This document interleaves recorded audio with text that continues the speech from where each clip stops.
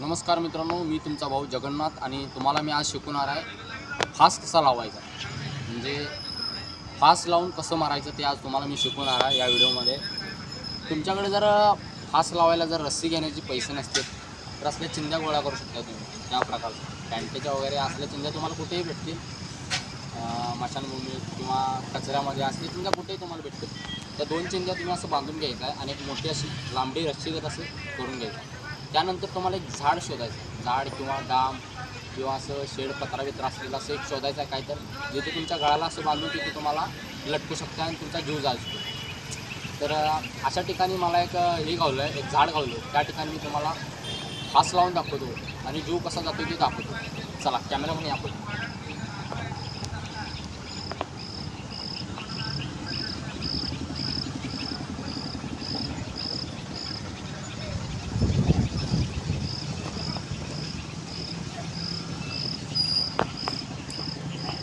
तर मंडळी तुम्ही बघू शकताय आपल्याला सध्याला आता जे झाड गावलेलं आहे, जास्त करून तुम्ही वाळलेल्या झाडाला किंवा वल्ल्या झाडाला फास लावा.